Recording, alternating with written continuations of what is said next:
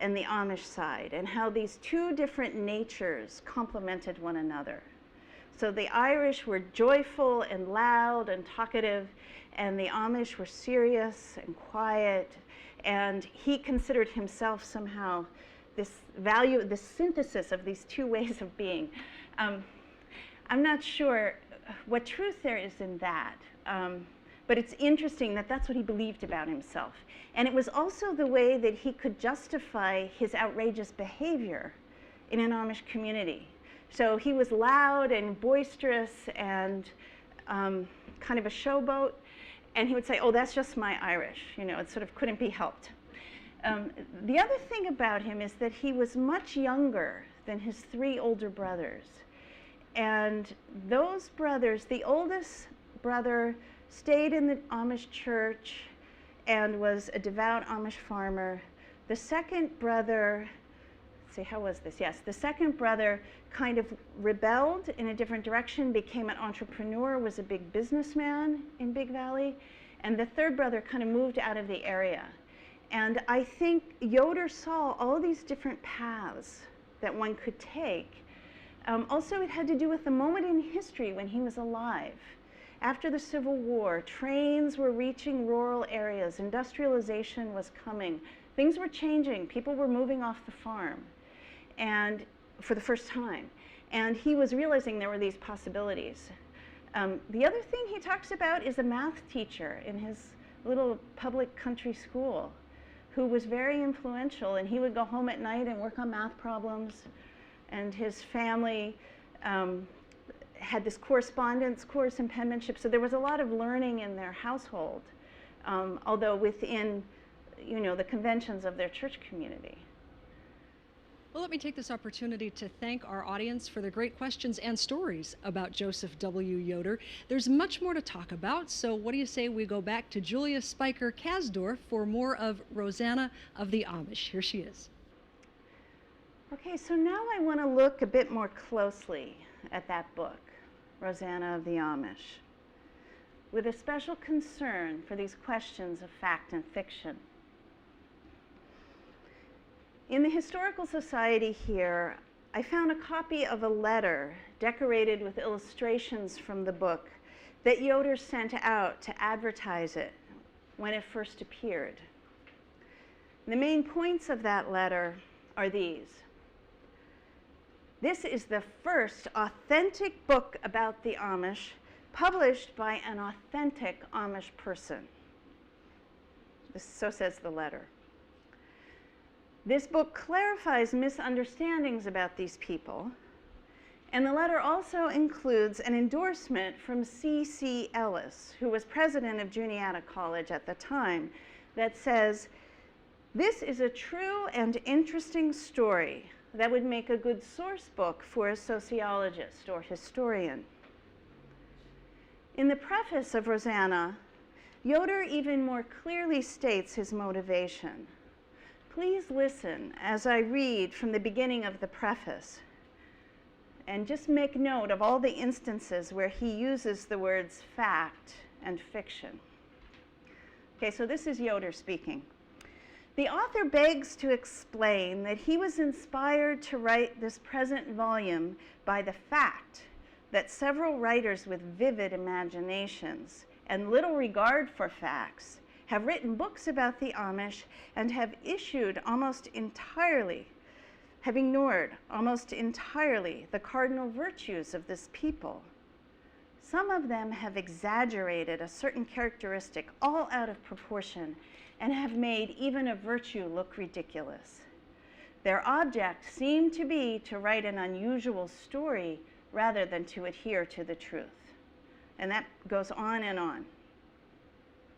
From Yoder's personal letters and other sources, we know which authors and publications troubled him most. Straw in the Wind, which appeared in 1938, 2 years before Rosanna of the Amish, was set in an Amish community near Middlebury, Indiana. It's the story of an Amish family torn apart by the brutality of an authoritarian father who was also a hardline bishop. The book won the famous Hopwood Literary Prize from the University of Michigan and was published by a major New York press.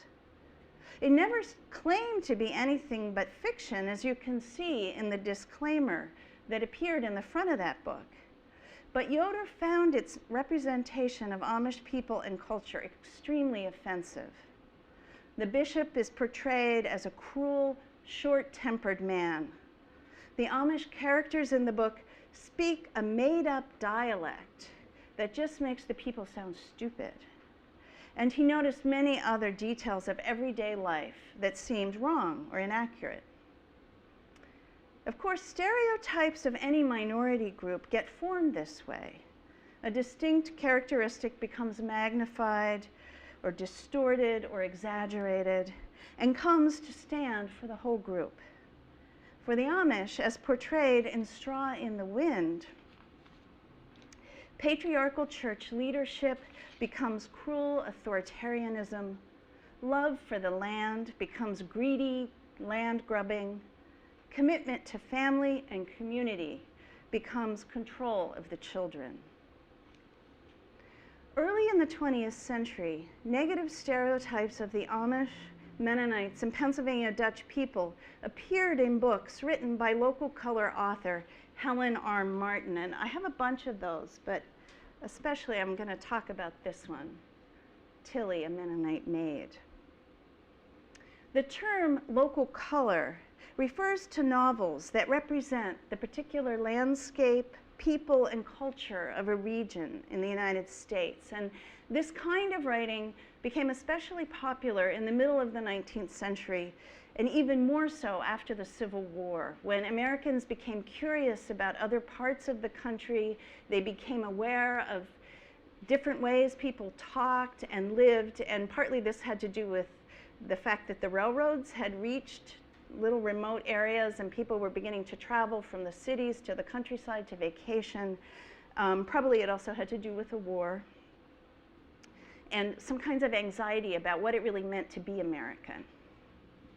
Martin's first and most successful book, Tilly, a Mennonite Maid, was so popular in 1904 that it went into many printings, probably more than 20, and was made into a silent film. One way to measure the influence of that book is that my sister-in-law, wearing a Mennonite head covering on a public school bus in the 1970s in Lancaster County, was called Tilly by her busmates. And I'm fairly certain that none of the children on that bus had ever read Tilly, a Mennonite Maid, but that term had just entered local conversation as an epithet for a girl in plain dress. Martin published a number of these romances, and the plot of each of the romances is essentially the same. The heroine manages to rise above her Amish, Mennonite, or Pennsylvania Dutch background, leave her community through education or marriage, and enter the broader world. So they're essentially stories of cultural assimilation into the American melting pot. In Martin's books, where the images you have come from, we find children who are incapable of learning in public school. And this reflects the dumb Dutch stereotype that was very common at the time. So we have the pupil who says, "The only thing I took particular notice to about girls is they're always picking lint off each other." We see the controlling, punishing fathers who are overly frugal.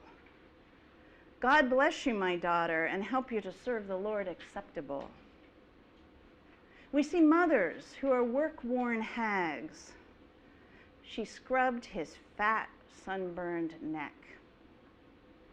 And the young men who might be suitors for the heroines are dim-witted and unappealing. "I don't mind if my wife is smart, so long as she don't bother me any." And the beautiful, smart girl manages to overcome the limits of her background through education or marriage. And there you see, the brethren came to reason with Tilly. And they were reasoning with her because she wanted to go to the normal school at Millersville. One Helen R. Martin title, Sabina, A Story of the Amish, may well have been the model for the title of Yoder's Rosanna of the Amish. Yoder makes clear that his book is not a fictional romance, but the true story of his mother, Rosanna McGonigal, the child of Irish immigrants who was orphaned and raised by an Amish family. Although Rosanna later had the opportunity to join her brothers in Philadelphia, she chooses to stay with the Amish people instead. So this is a novel of cultural resistance and the preservation of minority identity, rather than cultural assimilation. As he relates Rosanna's growing up, her courtship, marriage, and life as a farm wife and mother, Yoder describes the customs and practices of the Amish community in Belleville around the turn of the century. He discusses many aspects of everyday Amish life in detail, taking care to discuss the negative stereotypes that were common in the literature and in the broader culture in the 1940s.